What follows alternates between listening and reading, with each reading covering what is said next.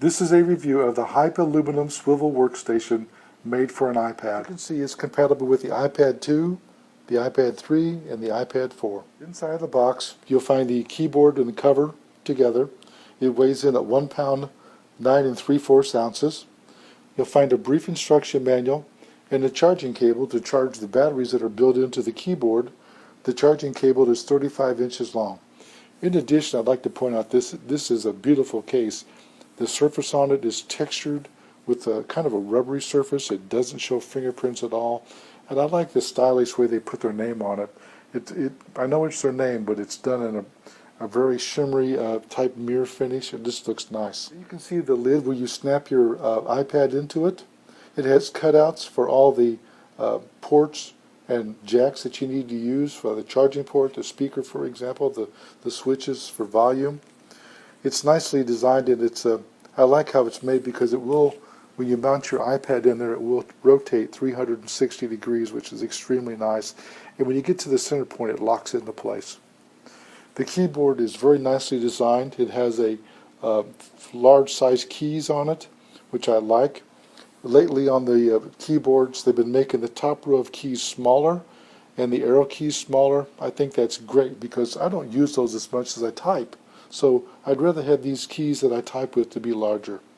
Very nice design. First thing you want to do is when you get the device, you want to plug this cable in and charge the keyboard.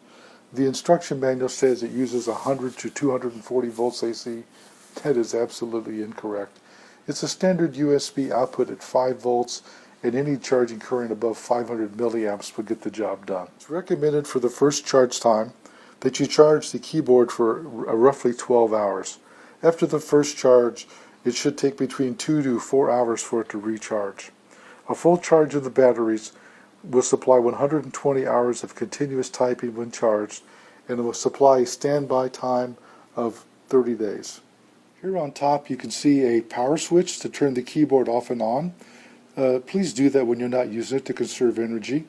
It will go to sleep when you're not typing, but this is a way just to ensure that you get longer life of the batteries. And then beside that's the connect switch for the Bluetooth.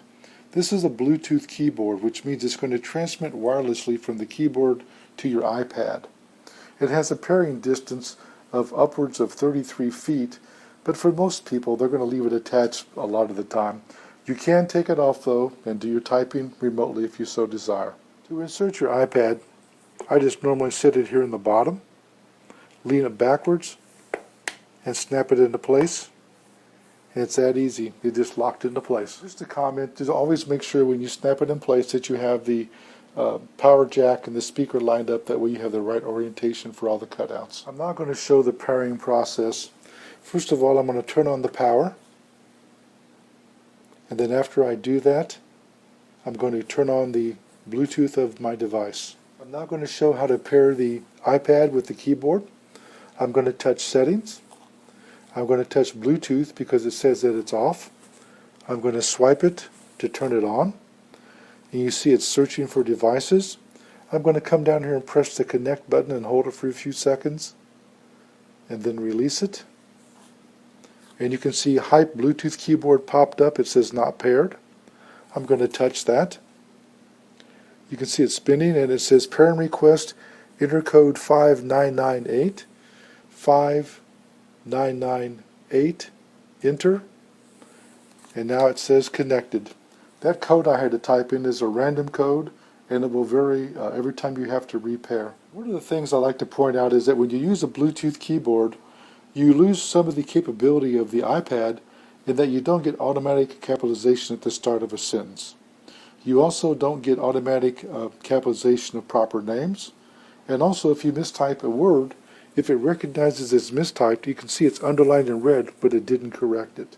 You can reach up and touch the screen and say select, and you can cut and paste it, or you can reach up and touch it and it comes up with the opportunity to correct it, and you can hit gold and it corrected it. But normally when you're typing on an iPad on the virtual screen on the keyboard, it'll do these things automatically. It's a small thing that you have to give up for having the opportunity to have a nice keyboard. I'd like to point out that this is a very stylish keyboard. It looks nice. It looks like a miniature laptop. So it's a nice combination of a nice keyboard that runs on its own power and communicates wirelessly to the iPad. One of the things I'd like to point out is that this top does allow you to swivel. So if you want to show something to somebody, you don't have to slide it. You can swivel it any way you want. And it does do a 360 rotation. In addition, you can adjust the viewing angle to whatever angle you want, from all the way down to vertical. And if you close the iPad and open it back up, you heard it shut off. And the reason why it shut off is that there's built-in magnets in here that put the iPad to sleep.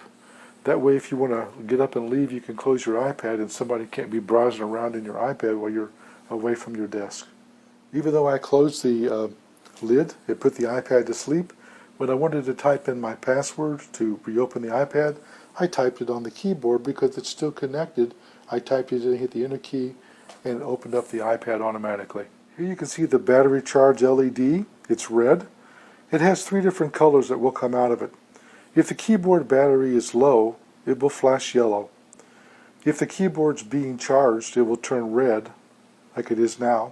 And when it's fully charged, it will turn green. Next to that, but it's not on, is a Bluetooth light.